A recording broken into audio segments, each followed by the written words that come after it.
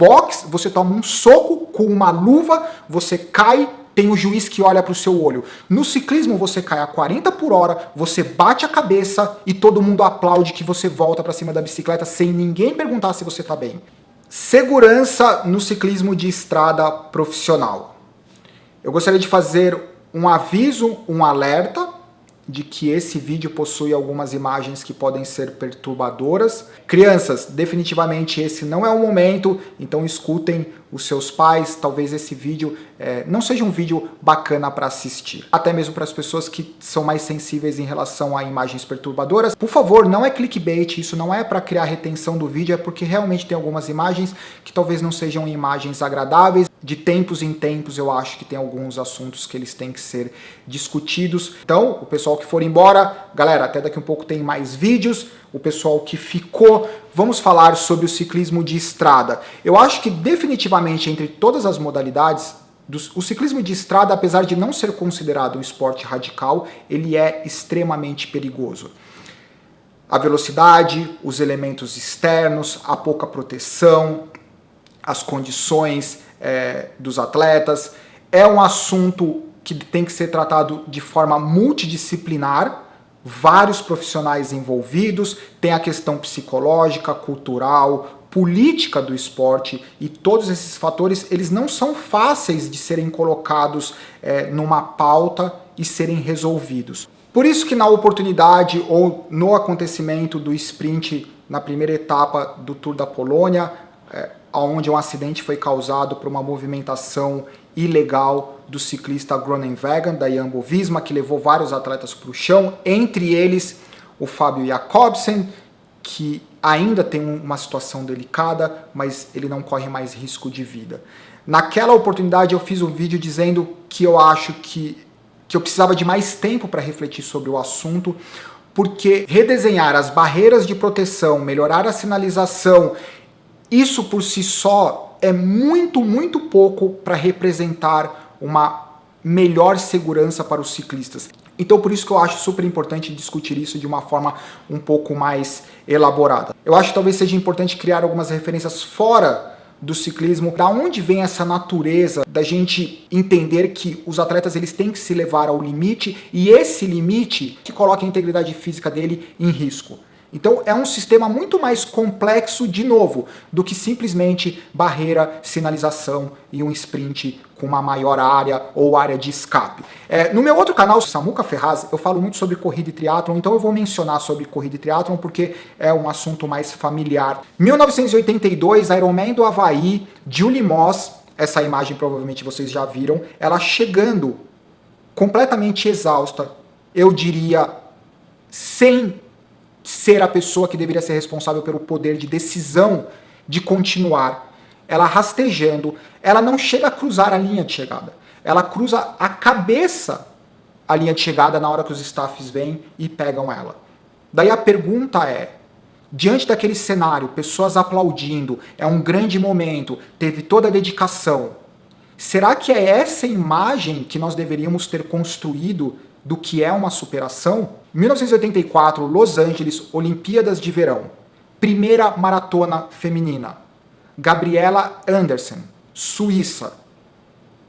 Essa imagem que absolutamente todos vocês já devem ter visto.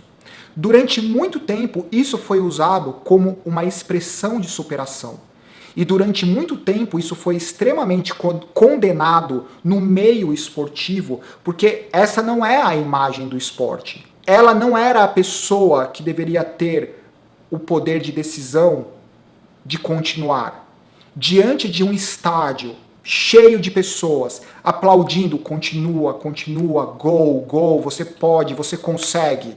Os médicos checando se ela está transpirando, porque se ela estiver transpirando, ela não corre risco de vida. Essa barreira do que é o ideal, do que é o esporte, ela foi colocada tão alta que décadas depois a gente vê atletas terminando completamente destruídos, totalmente ralados, com fraturas, e a gente continua aplaudindo. Entre nós, a gente continua colocando posts das pessoas todas raladas na cama do hospital.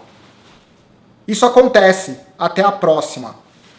É essa a imagem que a gente tem do esporte, é essa a nossa cultura. Só que a diferença, quando você está numa bicicleta e você cai a 50 por hora e você se rala, a diferença entre isso até a próxima e isso até nunca mais é muito pequena. E a gente precisa tomar cuidado com isso, porque isso é algo que se tornou cultural e a gente não controla. É literalmente a diferença entre ralado numa bicicleta e ralado ter batido a cabeça e ter falecido é zero. 1995. Eu tinha 18 anos. Eu ia religiosamente, uma vez por semana, pedalar na rodovia dos imigrantes em São Paulo. Estava assistindo o Tour de France. Equipe Motorola, Lance Armstrong, Pirineus, etapa rainha, acidente com Fábio Casartelli. Faleceu, segundo a organização, no hospital. Mas eu tenho o vídeo, eu não vou colocar o vídeo porque é totalmente desnecessário, mas obviamente ele faleceu na estrada. Precisou acontecer isso para o capacete ser obrigatório. A barreira do que precisa acontecer no esporte e a barreira da segurança do bom senso vai subindo, vai subindo. Se ele não tivesse falecido e tivesse chegado completamente sangrando, seria um grande momento de se comemorar. Ah, não, as pessoas não comemoram. Não. 2 semanas atrás, 2020, a gente está falando de 2020, não de 1995, Milan-San Remo, Michael Matthew, a 40 por hora, ele é espremido contra um muro, porque no pódio não tem calçada, estrada, muro ou casa. Daí ele chega completamente ensanguentado, a bicicleta coberta de sangue, a sapatilha coberta de sangue, e eu recebi inúmeros posts dizendo o como o ciclista é foda. Sério? A diferença dessa foto dele ter batido a mão, e ele ter batido a mão, ter perdido o equilíbrio e batido a cabeça, o rosto na pedra, vocês vão entender aonde eu quero chegar. Nesses últimos momentos do ciclismo, 3, 4 semanas, incontáveis acidentes por diferentes motivos, né? Mas um motivo que é super importante, você tem um calendário reduzido, você tem pressão das equipes sobre os atletas para ter resultado, porque tem pouca oportunidade. Pressão das equipes sobre os atletas, porque essas poucas oportunidades são o que vão garantir a renovação do patrocínio.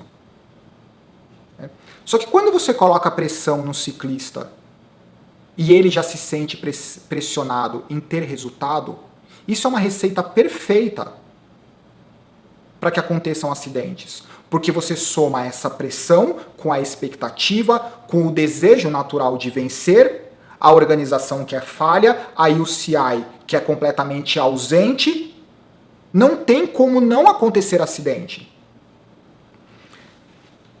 Um fator que é super importante, eu vou colocar esse slide para vocês. Como vocês percebem pelo número de pessoas, de atletas, de resultados que foram analisados, isso não é qualquer pesquisa feita no fundo do quintal com 12 atletas.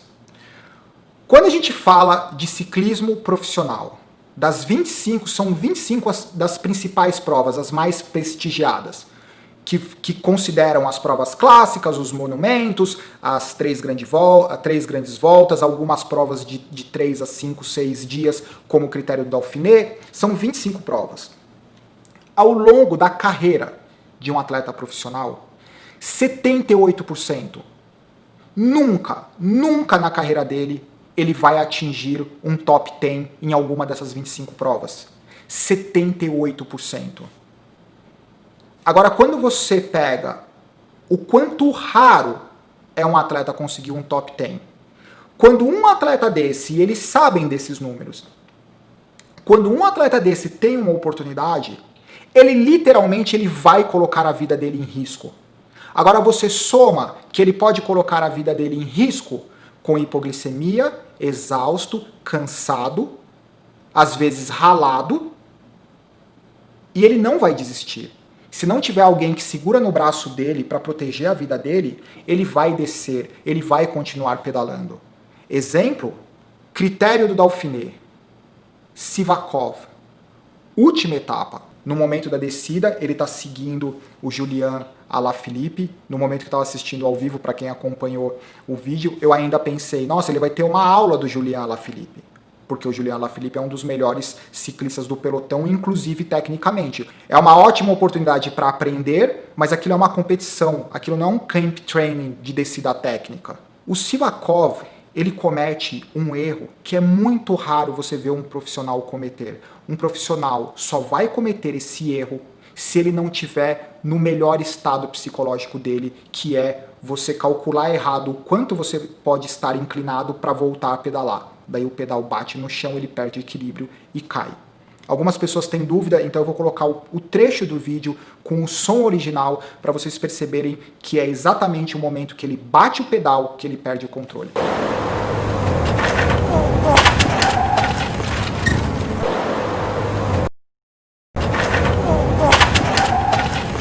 Essa queda entra o aspecto que eu acho que tem que ser tratado, que é o aspecto psicológico do elemento segurança. Existe a escassez da possibilidade de vitória, existe a pressão de um calendário reduzido, existe o desejo natural de um atleta jovem. Ele caiu. Olha o impacto, a força com que ele bate a cabeça no chão.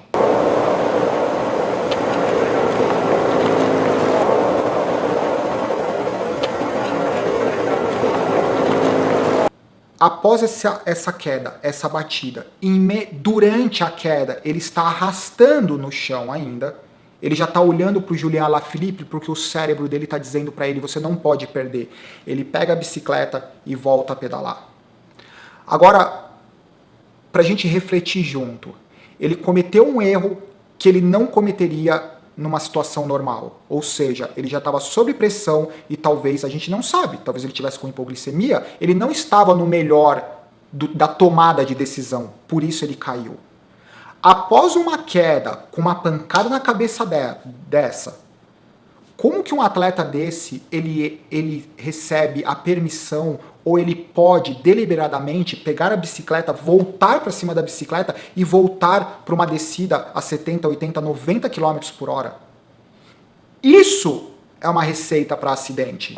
A questão da segurança de criar o colchão, a sinalização, não muda o fato de que a organização ela deveria ser mais ativa em relação a interagir com o atleta numa situação dessa. Para não parecer que eu estou criando só dúvidas e não soluções, vamos sair de novo do ciclismo, vamos para o MMA, para o boxe, quando a gente vê os caras completamente desfigurados. No boxe, se o cara toma um soco no queixo, ele cai, tem um juiz ali do lado dele. Primeiro, ele tem 10 segundos para levantar. Se ele não levantar, acabou a prova, acabou a luta. Segundo, mesmo que ele levante antes, ele tem que olhar para o juiz. O juiz tem que olhar para ele, tem que fazer as perguntas lá de protocolo, tem que fazer as 5 dedinhos para ver se ele está acompanhando, para determinar se ele pode voltar ou não. Isso porque o cara tomou um soco. Tudo bem que o soco pode ser bem poderoso. No boxe, você toma um soco com uma luva, você cai, tem o juiz que olha para o seu olho. No ciclismo, você cai a 40 por hora, você bate a cabeça e todo mundo aplaude que você volta para cima da bicicleta sem ninguém perguntar se você está bem. O que deveria ser feito? A partida deveria ser um misto de futebol americano, boxe. Naquele carrinho vermelho que os caras ficam lá passeando com a cabeça para fora, deveria ter um cara com um computador, uma câmera. Imediatamente que aconteceu isso, ele falou assim: Sivakov, Ineos, manda o Sivakov voltar para o fundo do pelotão, encontrar o carro médico, o médico precisa olhar para o olho dele, fazer algumas perguntas, trocar o capacete se for necessário, checar se ele tem condições de voltar a pedalar, para não colocar a vida dele em risco. Naquele momento deveria segurar no braço do Sivakov. Sivakov, que quilômetro você tá? Você estava na roda de quem? Qual que é o nome da sua equipe? Quem é você? Olha aqui. Se ele fizer assim, acabou para você. Eu consigo. Acabou para você. Estou preservando a sua vida. Acabou. Isso é um exemplo de algo que poderia ser feito. Todo tombo sério, mesmo que o ciclista esteja na fuga, etc., ele tem que ir falar com alguém. Não da equipe, ele tem que falar com alguém, um departamento neutro dentro da organização, para avaliar se aquele cara ele não vai colocar a vida dele em risco. De forma mais objetiva, tem muita coisa acontecendo, tem as equipes tentando se organizar, a The Koenig Quick Step fazendo uma denúncia para o departamento policial, uma queixa-crime em relação ao Groenewegen, ao mesmo tempo as equipes tentando se reunir para chegar a um determinado consenso de que a UCI, efetivamente não é eficiente para manter a segurança dos atletas, então eles estão tentando encontrar uma forma, talvez, de contratar uma empresa independente. Isso é muito bom. Apareceu que na quinta etapa do critério do Dauphiné, tanto o Greipel quanto o Tom Dumoulin, eles se manifestaram em relação à falta de segurança, ao mesmo tempo eles se manifestaram em relação à falta de comunicação entre os atletas, entre as equipes, para alertar em lugares que são mais perigosos, o local onde aconteceu o acidente que tirou o Kruijswijk e outros atletas. Então, existe essa tentativa de fazer isso. Só que aí você tem diferentes equipes, diferentes patrocinadores, diferentes culturas, é muito complicado. Mas eu acho, de qualquer forma, os ciclistas, eles deveriam se organizar, porque o ciclista ele muda de equipe, então ele vai mudar de representação. Se os ciclistas, se eles criassem algo que fosse uma representação, independente de qual equipe você tá, eles teriam algo mais neutro. Eles poderiam fazer exigência junto às equipes, junto aos organizadores e junto à UCI, para fazer uma representação. Então, pré-prova, deveria ter alguém que represente os ciclistas, com 2, 3 ciclistas de diferentes equipes dentro de um carro, vamos andar por aqui, porque são eles que entendem aonde pode acontecer os ataques, o que realmente é perigoso, o que pode ser feito. Em relação aos sprints, eu acho que é extremamente delicado, talvez o sprint seja o mais difícil de ser resolvido, porque eles vão assumir riscos, né? O sprintista por si só, antes de se tornar profissional, ele já é o cara que assume mais risco, que anda mais rápido, que faz a curva mais... ele é o cara que não tem medo de cair. Aí que tá. Eu lembro quando perguntaram pro Rob McEwen, o rato Rob McEwen, um dos sprintistas mais controversos do pelotão, e perguntaram para ele, quando que ele decidiu aposentar, ele falou assim, teve uma curva, quando eu fiz a curva eu senti medo. E um sprintista não pode sentir medo. Daí entra, por mais louco que possa parecer, porque você imaginar que a linha é tão tênue que divide um sprint maravilhoso como esse e um sprint catastrófico como esse, obviamente, eu sei, mas tem a má intenção de um determinado atleta, mas ali naquele estresse, você não pode contar com a boa intenção ou com o profissionalismo de todo mundo. Então, é um ambiente extremamente nervoso, é um ambiente onde eles estão extremamente comprometidos com a vitória e naquele segundo eles não pensam em nada, além de como fazer. Talvez alguns atletas que tenham um maior número de vitórias, como o próprio Greipel, o Peter Sagan, só o Mark Cavendish tem 30 vitórias no Tour de France, é muita coisa. Um cara desse diminui drasticamente a chance de qualquer cara ter vitória. Então assim, após ter ganhado 5, 6, 7 vezes, você começa a ficar um pouco mais racional. Hoje em dia, a gente vê o Peter Sagan selecionando o quanto risco ele quer assumir. Só que isso acontece após ter assumido muito risco e ter se envolvido em muita polêmica em sprints. A gente precisa lembrar disso. Agora, quando são os atletas mais jovens, cada vitória é uma vitória e os caras vão assumir riscos. Em relação ao desenho, a gente pode melhorar as barreiras, pode melhorar o desenho. Se melhora a barreira, eles assumem mais risco e daí alguns vão saber usar a proteção, só que a queda de quem vem atrás, talvez ele não tenha a oportunidade de saber usar a proteção. Se eles já fazem a última curva agressiva como eles fazem, sabendo que se eles forem para a proteção eles vão se machucar, imagina se a proteção não machucar. Então, eu não estou sugerindo que a barreira tem que machucar. Eu só estou querendo levantar essa questão do quanto complexo é. A gente vê, por exemplo, no moto velocidade. Os pilotos, eles literalmente, eles sabem da área de escape e eles usam isso. Funciona a área de escape? Funciona. Só que a gente precisa lembrar, macacão, capacete, luva, área de escape, superfície que desacelera. E mesmo assim, por conta de usar e abusar desse elemento, acidentes acontecem. Paulo Gonçalves, última edição do Dakar.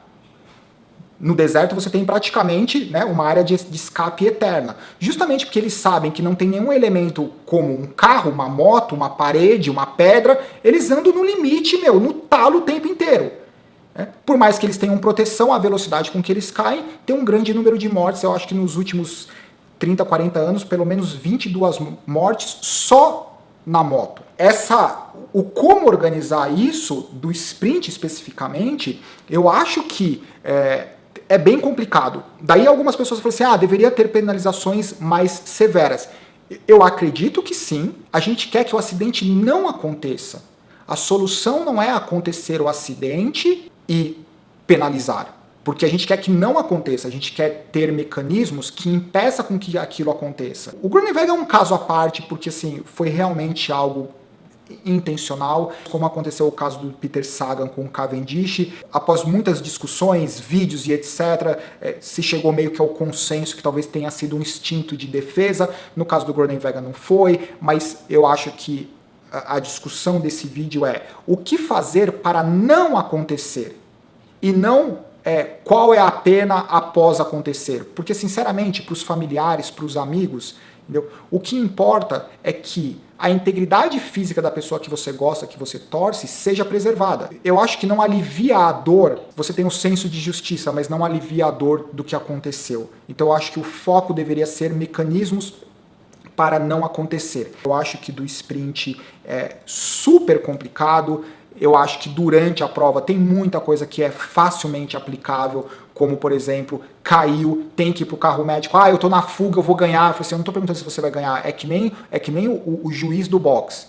Mas eu tenho aqui, eu treinei minha vida inteira para esse momento. Acabou a luta. Sinto muito. É para sua integridade.